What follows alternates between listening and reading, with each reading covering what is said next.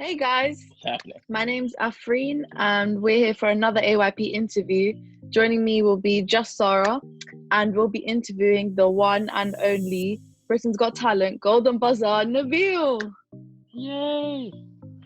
So, Okay. if you could be any animal, what would you be and why? I think I'd be a bear because I like to sleep. I eat lots of food, and I'm very grumpy when you wake me up, according to my Fair wife. enough. I don't know. So how did you get into comedy? By accident. It was, it was something that I took up to help me get over my anxiety because I don't know if you can tell, I'm a very shy person. And my first ever show did not work out too well. It was possibly the most embarrassing day of my life. It was really bad. Like, imagine you want to take up boxing, and then the day you go to the gym, Anthony Joshua and Tyson Fury show up, and they're in a my bad mood. God. Right? Yeah. It was so bad. I decided it can't get worse than this, so I tried again, and it's been good ever since. Yeah. Who's the most famous person you've met so far? Wow,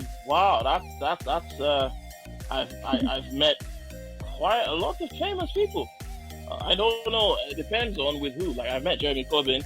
He's kind of popular, ain't he? Yeah. Big up Jeremy. He was in the audience at a show that I was doing, and I made fun of him because I'm a horrible person. And I've met Danny Kaluuya, who, as you know, is in Star Wars and Get Out. I've met Dizzy Rascal. I've met Simon Cowell. I've met Anton Deck. That's true. That's very true. Yeah, I've met quite a few people, man. Quite a few. I met. Very cool. Kind of was in the same room as Kevin Hart, because we got via backstage when he had a show. But he was like mobbed by all his fans, so I didn't get to talk to him directly. But yeah, I'm sure there's more. But I'm so awkward that sometimes I could meet a famous person and it doesn't occur to me that they're famous. I'm like, yeah, stand up, man, you're right. Oh crap, that's my man. So Wow. And I met a lot of famous people before they were famous. Have you faced any obstacles within your comedy career, such as discrimination? Oh yeah, big time. Comedy is the most racist industry in entertainment. 100%. Comedy is so like when I was starting, like there was comedy nights just for black people, and then there were the kind of comedy nights that like white people would go to, and like they were like the mainstream clubs in like central London, right? And you could call a comedy club and be like, oh, I want to perform. Like, oh, sorry, Prince Abdi was here last week, so we can't book you this week or next week. Like it was almost like they'd have one black person, that's it. And like the promoters, a lot of the promoters of these clubs and the owners of these comedy clubs were racist themselves, so they couldn't tell me from Marlon, or like I had someone tell me there's an Indian comedian, right, and his name is Nish Kumar, right? He's a really posh, middle class Indian guy with green eyes. I am clearly not a posh Indian guy with green eyes. I'm an Indian guy with brown eyes. No, but this guy told me he would never book me and Nish Kumar on the same day, right? This is like an Indian guy, Hindu name, green eyes, he talks like this. Yeah. He's so posh, he sounds like he crosses his legs on the toilet. He's that kind of guy, right? And I'm me from South London. And they told me that they would never book me and this guy on this. That's how racist. I did a show, right? I turned up, I did a show. And after the show, the promoter called me. He's like, Bill Gates got some feedback for you. You know what I mean? You know, some of that Muslim stuff, the old Islam stuff you do.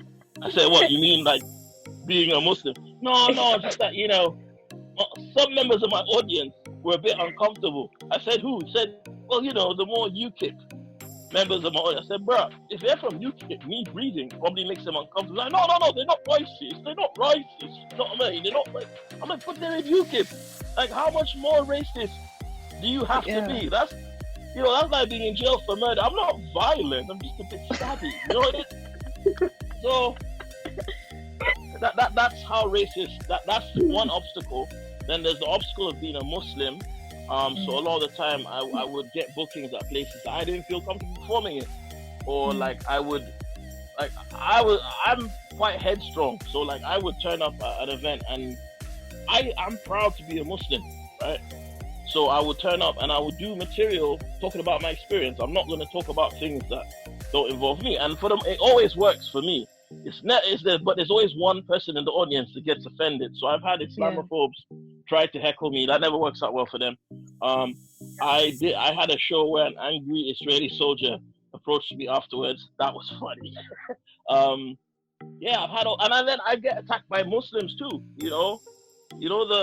Everything is haram police guys. Yeah. I've been pulled up by the haram police, and so it's like, brother, see you're doing comedy, yeah.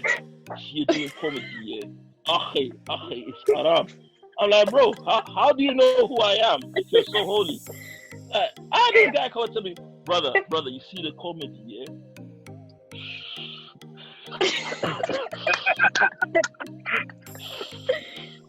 This guy was burning right in front of me. I'm a mujahid, man. Don't do the comedy because there's free mixing. I said, brother, if you want to be technical, if you're a cab driver, you're free mixing. If you work in Tesco, you're selling alcohol and pork. If you're a lawyer, you're pushing laws that are from the Sharia. If you're a bus driver, you're free mixing. Yeah, that's why I don't work, because I don't want to free mix. I said, okay, but when you go to sign on for your benefits, there's women at the job center. And my man went quiet. So, yeah, I've had obstacles, is what I'm saying. It's one of those things. I've just tried to, I think everything worth doing has obstacles. Every single thing. And I think, whoever it is you admire, especially as Muslims, everyone that we admire endured obstacles. Some even endured torture, discrimination. And even now on the internet, there's a group of people. When you're free, you have a look. I've got haters online who are still complaining, right? Muslims who have 1,001 things to say about me online. And the most painful thing when I read these things is their spelling. They can't spell at all. I don't know why. Illiterates hate me so much. I don't know if there's like a dyslexic haters club, maybe there's like a bunch of dyslexic people angry with a guy called Liban, but because they can't spell his name. As a young black comedian, how did it feel to perform at the Hammersmith Apollo? Oh, it was great, especially as it happened very early. I had only been doing stand-up for a few months when that happened. And, like I said, I'm naturally a very anxious person. I'm not confident naturally at all. I've had to work at it. And I think, like many people, from our communities, sometimes there's a self-fulfilling prophecy where you don't think that you can do something. And it's tenfold in an industry as fickle as entertainment. So, when I did it, I got there through a competition, right? Because like I said, comedy itself is not a meritocracy. It's so difficult. There's so many amazing comedians that don't make it to get any exposure because of things like bigotry and whatnot. Some of my favorite comedians are unknown people, but they're very funny. And, most Nigerians will tell you at home, most of our parents tell us, we have to work 10 times as hard as everybody to get half the reward. And that's the mentality I've had in everything I do from early. So I'm getting to perform there. I beat other comedians who are more experienced than me. And I went on stage and I performed in front of 3,750 people. Keep it in mind that to this day, my wife has to force me to leave the house. I don't like meeting up with people. I hate crowds. I don't like people standing too close to me. I was socially distancing before it was cool, So, so you take someone like me. I stammer and I stutter, right? All the men in my family do. So, and then now you got me on stage in front of almost 4,000 people speaking, and it was amazing. I remember feeling the breath of everybody when they laughed at the same time. And it's such an adrenaline rush, and I realized, you know what, I can do this. I actually can do it. I just did that, and this is what I'm gonna do. I love it, and I've never, stopped. I've done it my entire adult life, so it's not just a job or a hobby. It's actually become a part of who I am. So that day, I think the only thing that topped that day, I think, two other moments. I got to perform at the Dubai Royal Opera. I think I was one of the first comedians to ever perform there. Wow, First African comedian congratulations. to perform there. Thank you. And that was in 2018, November 2018. And I went on and I was like the headline act of the show. And, you know, these are moments sometimes where I'm like, you know, this is why I do what I do.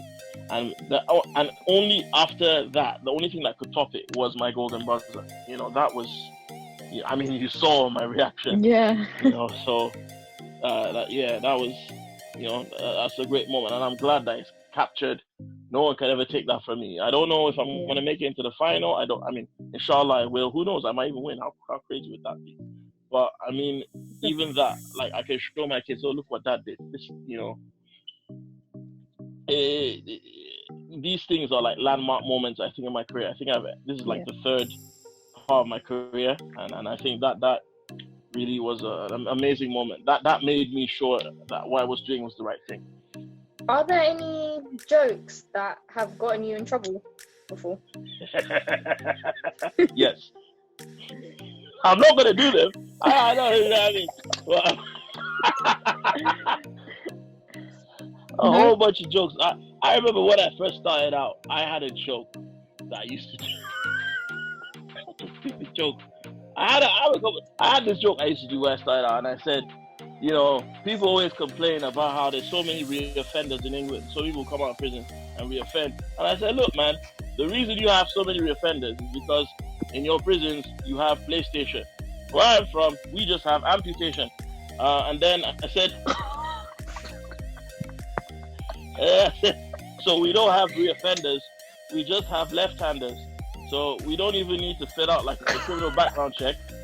You just turn up for work like, oh, if you've never stolen, raise your hand. And then people like, oh, crap. And and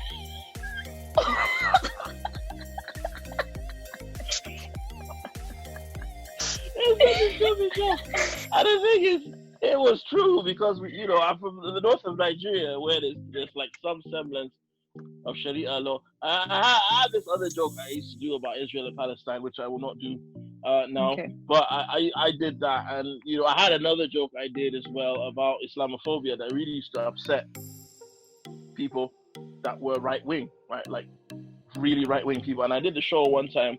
There was a chain of comedy clubs called Jongleurs, right? And they were like the McDonald's of comedy. Literally, it was terrible. A lot of the time, stag and hen nights, and you can imagine me, a black Muslim, very black, very Muslim, unapologetic about both, turning up on stage, and I do all these jokes, right, where I make fun of the people in front of me, because that's my thing. I make fun of whoever's in front of me. Right? I don't do it behind your back. I keep the same energy to your face. South London, what? Anyway, so no one told me. Well, actually, they told me before I went on stage that there were 23 soldiers in with their family. I was like, oh, brilliant. Oh, I did my joke about soldiers. And when I went off, this guy who looked like a giant blackcurrant, right? Because he was a really big guy wearing like a purple t-shirt. He came backstage angry and he's like, are you the guy that was just on stage?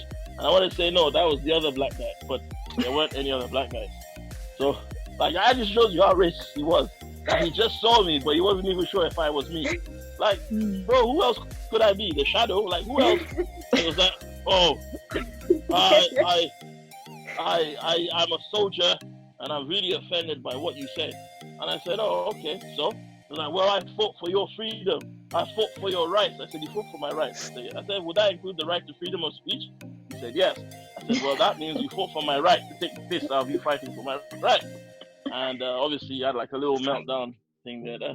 But yeah, a lot of my jokes have offended people. Even I used to do like a whole bunch of jokes about Salafis and Sufis. And so I never make fun of anybody's beliefs. I make fun of the things that ignorant people from those groups do. Right? Yeah. And I think, why not? Because comedy is a good way to make people think about their actions. That's what I've always thought. And some people get a bit sensitive. But yeah, I think almost every joke I've ever done has offended someone. Somewhere. You can't please everyone. I'm probably going to... Exactly. So I just offend everyone instead. What is your favorite joke?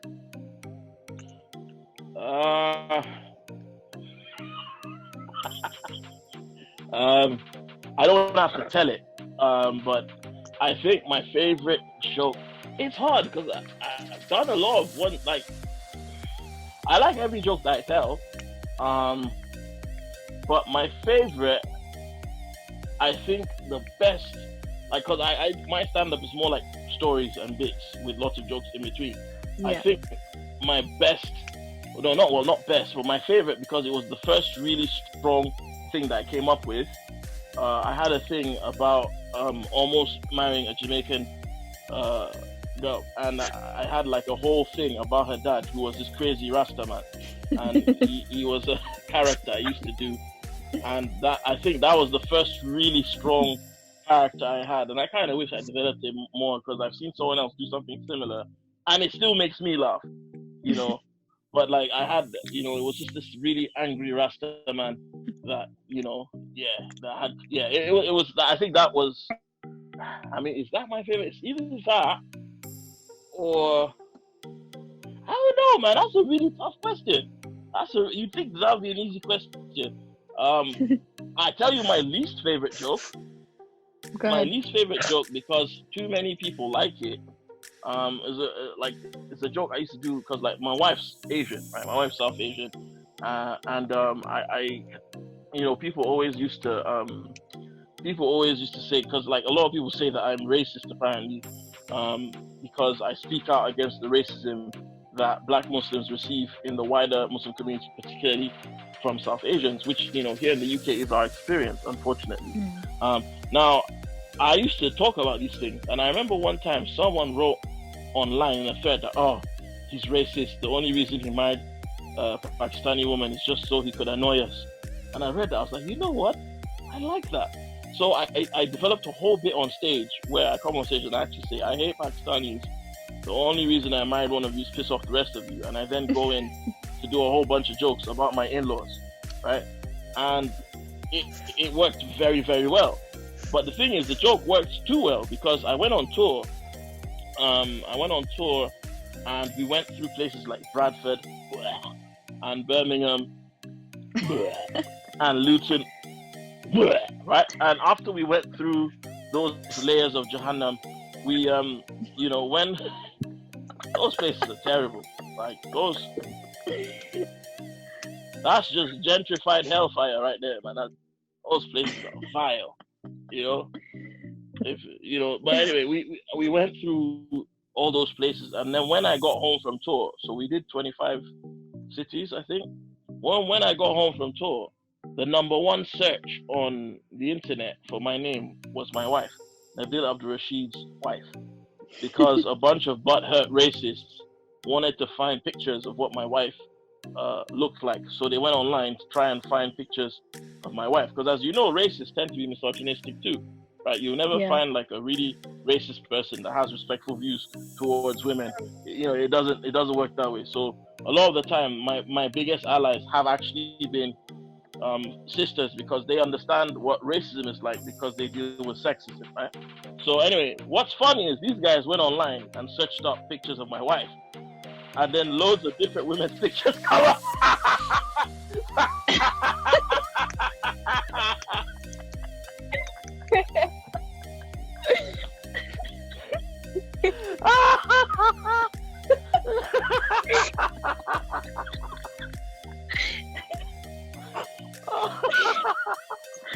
Oh my god. Like so many different ways. All these like Bollywood stars.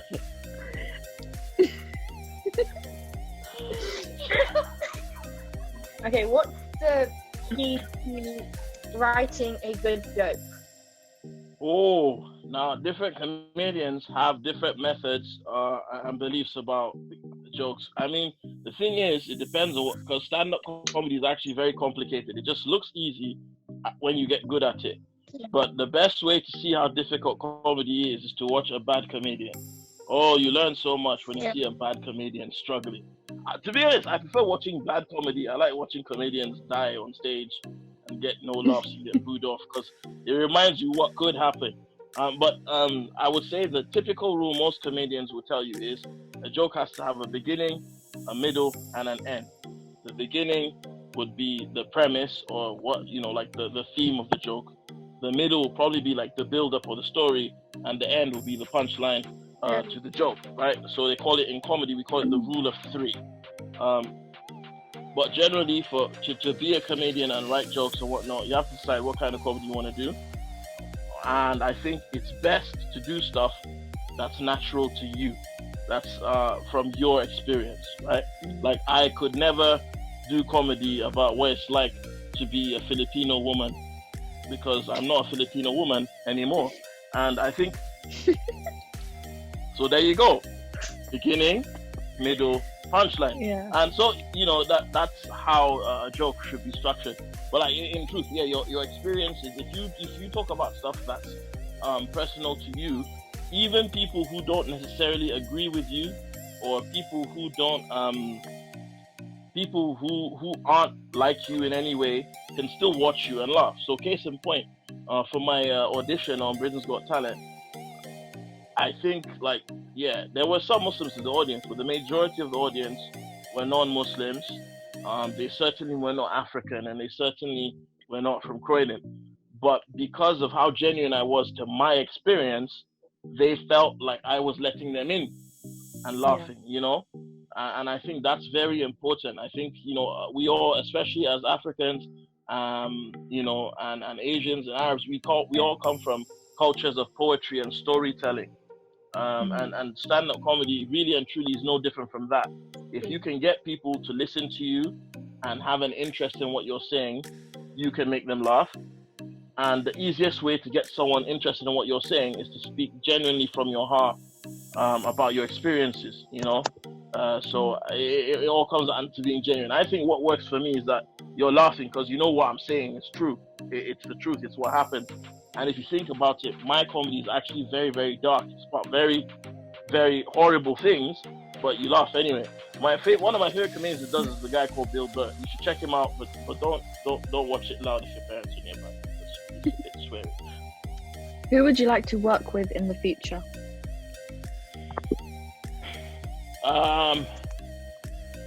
Dave Chappelle, man. That's my favorite. What? Did she just yell something random? What just happened? I said say no. Oh no. I said say Oh yeah, I mean, listen, I don't want to. Yeah. That bar is just too high. I'm not worthy. I have to start low like Dave Chappelle, and then I can get to you. But yeah, Dave Chappelle has always been like a hero comedically for me. So it would be great to someday do something with him. You never know, anything is possible. But then ultimately, stand-up comedy is a very lonely art form. It's just you on stage, So really and truly, the person I like working with best is me. And I just want to see where this will take me. You never know. Especially now, a lot of opportunities are coming my way from exposure that I got doing that show. It was a huge risk to take as well, man, but I'm glad I did it. Yeah. Which comedian has inspired you the most? Different comedians inspired me in different ways. Again, I like Dave Chappelle because he's fearless. He talks about things that are happening in the world, and I like him because he just genuinely doesn't care about what anyone thinks. He just speaks his truth. But then I like guys like there was a guy called George Carlin. I liked him because he's passed away. Even though he was an atheist, right? But I liked him because he was very intelligent and he spoke about things that, it was like being in a university class and listening. When you go college or uni and you've got that one lecturer that's insane, but he's a good teacher. Yeah. That's what he's like on stage. He was mad, but he was smart, and you'd want to watch him. So George Carlin, and then obviously there's guys like Eddie Murphy, Eddie Griffin. These guys have kind of shaped what I do now. So you suffer from ADHD, or you have it. A lot of our young people do It's as my well. superpower. It's your superpower, but they use it as a limiting factor. How has this affected you in your career, and what kind of advice would you give? I would say that the ADHD, there are many conditions that come under that blanket. But as someone who got diagnosed with it young, I found that it just meant that I needed to be stimulated and I could keep track of more things than the average person in that sense. Like, I always had a flair for creativity. It was mundane tasks, and to this day, my wife will tell you, mundane tasks are still a bit difficult for me. Like I could write an essay right now. If you ask about anything, I could probably produce a 2,000, 3,000 word essay on it, and it would be good. I wrote my dissertation in 4 days and got first, right? Wow. It involved lots of caffeine, don't do it. But, if you ask me to fold jeans, and you had 12 pairs, I'd probably make it to like the 7th before I start doing the Macarena or something, right? That's just, it's my personality. But I think that people have to understand, every condition we have, it's not a problem. It's just about the box that we're put in. Like years ago, there was the person, say when we all lived in the village, there'd be that guy in the woods who just was in the woods and knew every single plant and what it was used for, what kind of medicine. Because before there were universities, somebody had to go into the bushes and figure out what every plant is, where it can be used, how to grow it. If somebody did that today, we'd say he was autistic. That's quite true. Majority of the great scholars we quote today, for example, we talk about people like Albert Einstein, Newton, Galileo. These people, by today's standards, all had ADHD and different, spectrums of autism, right? Yeah. Thomas Edison, a lot of these guys didn't even finish uni because they were they couldn't conform to university, or they couldn't conform to college, but they were smart, they knew what they were doing. The educational approach did not match the way that they learned, right? So that's the same thing I would say for many people, even for someone like me. I'm clearly not, that dumb, but to something like, oh yeah, you've got ADHD, it's learning difficulty. No, it just means that my personality and the way I learn things is such that I learn differently from other people. I tell people, I don't think in words, I think in images, and things like that. There will always be a benefit. Even like somebody, for example, who's really anxious, because a lot of ADHD people are also quite anxious because their mind goes 1,000 miles a minute. Those people make good tacticians because they outthink you. They're able to calculate different things that the average person would not understand or see. Some people are more impulsive. They might be better as artists. So I would say that to the parents of these young people, do not stifle their creativity or make them feel like there's something wrong with them. Find a way to engage them and get them doing all sorts. Like I was never on medication. Once my parents saw that I had ADHD, what they did was they got me into martial arts, they got me into sports, they got me into the video games, they got me doing lots of different things. So that way, as soon as I got bored of one thing, I had something else to do. So during the week, I was very, very active. And that, that helped. I think it helped me manage the condition. Okay, that's pretty useful advice, I think, especially for our young people who have ADHD. Yeah. It's funny when you say our young people because you're a young person. I know, it's weird. It's even weird for me when I think of it like that as well. But hey, how old are you? 14? 17. Oh, your golden buzzer, like, I know we watched it and we saw your reaction, but how did it actually feel when you got that golden buzzer? Whoo, child.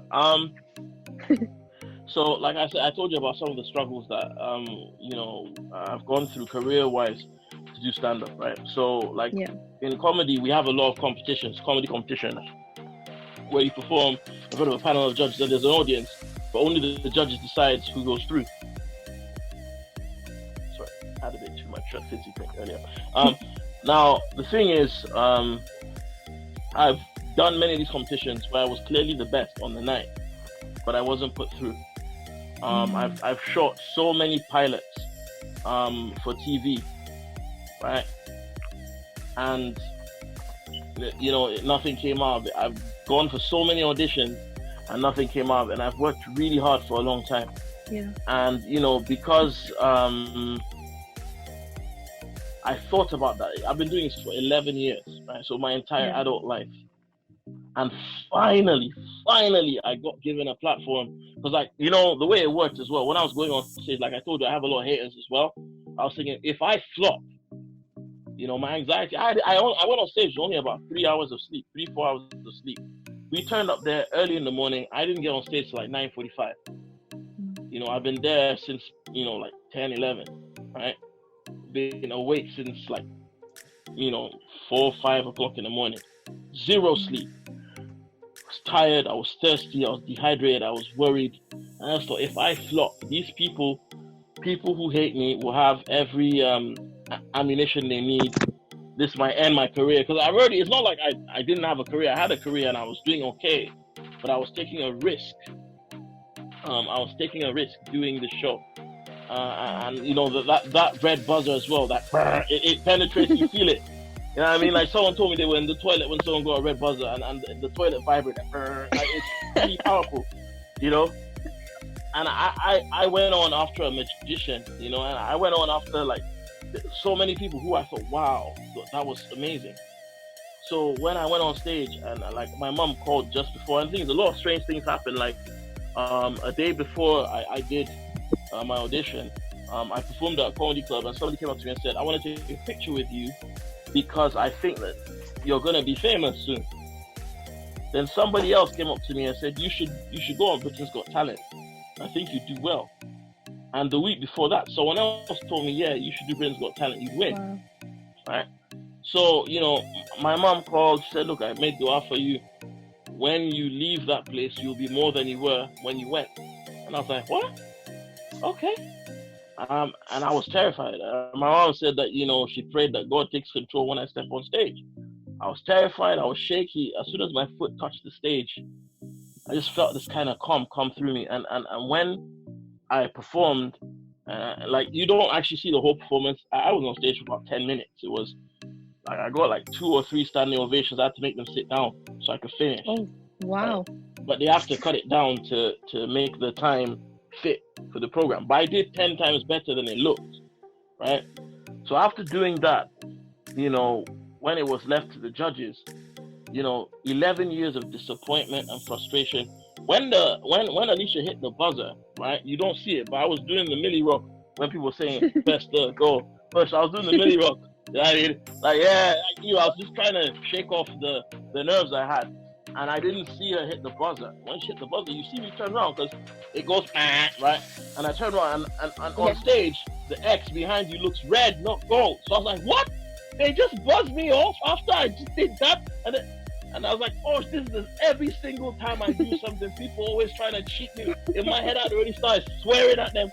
And the next thing I know, I just see like the glitter falling. And then you see the shock of, and then all of a sudden, I remember every single time someone has blocked me. Every single time someone has done something to stop me from getting what was mine. Every single time I've done a competition, an audition, where I was the best and I still didn't get it, it all flashed to my head. And I went nuts. I even went into the camera. I told you, what? Croydon, what? You know, I mean, I'm a manly man, and that's my version of crying. And like, you know, so much emotional surging because I knew now no one can take this from me. Everybody's gonna see this. This is something that even if I don't go further, no one can deny that I'm good at what I do now. No one can deny it. Because recognition is a good thing. I don't care about fame, but recognition is a good thing. And yeah, it was the most, I would say, it was so vindicating because I've been saying it for a long time. The only difference between me and a lot of guys that are on TV is exposure. That's the only difference. There's a lot of comedians on TV now that are scared to go on stage after I've been on stage. They're scared to follow me, right? And I've been doing this for a very long time. So it was like finally, after all these years, imagine you've worked hard at something for all these years and no one ever took notice. And then finally it all paid off at once. And it was a one. Even now I think about it and I'm shaking. Like, you know, it was such a great feeling. I didn't sleep when I got home. I did not sleep, you know. So that meant that for 2 days I didn't sleep properly. Whew. But yeah, it was great. And now, you know, the video, I think I've got like 2.3 million views on YouTube. So that's how many people. I've had messages from Indonesia, Pakistan, Australia, Nigeria, all over the world. People watched it. People telling me that they cried when they watched it. I don't know why. People are telling me, thanking me as well for speaking about Islam on that stage, and I'm like, well, why should we hide who we are? We should always be proud of who we are, and that's something that I'm proud of that I did. So yeah, it's a great feeling, man. Great. I'm happy I did it. How was it to meet Alicia, and did you get a chance to speak to any of the other judges? I mean, all the judges gave me feedback on the day. Of course, that wasn't shown because, again, time frame. But it was nice. Alicia was very, very nice. Even when I was getting abuse online from EDL, BNP, National Front, numpties, she actually came to my defense. So yeah, she's really, really cool. Really, genuinely very nice woman. And yeah, it was nice to meet. She was a lot taller than I thought she'd be. But yeah, because you see her stand near me, and she's almost my height, and I'm a big guy. So so yeah, that was something that one of my friends who did Britain's Got Talent said. Anisha's a lot taller than she looks on TV. And I was like, what the hell does that even mean? And then when I was like, oh crap, big bird. No, so yeah, she was very nice. Simon Cowell was nice. They're all very nice. Anton Deck was cool. Everybody there. They're a very lovely group of people. Today we've been interviewing Nabil from Britain's Got Talent, the amazing Golden Buzzer, and I've been Aafreen, and Sara has been Sara. Thank you guys for watching. We hope you enjoyed the interview, and yeah, thank you very much. We hope you enjoyed the video. If you did, please like and subscribe. For more information, you can follow our socials, which will be linked in the description below. We also have a fundraiser for AYP to help our youth centre turn food bank, delivering food to the most vulnerable. The link for the fundraiser will be in the description below. Thank you.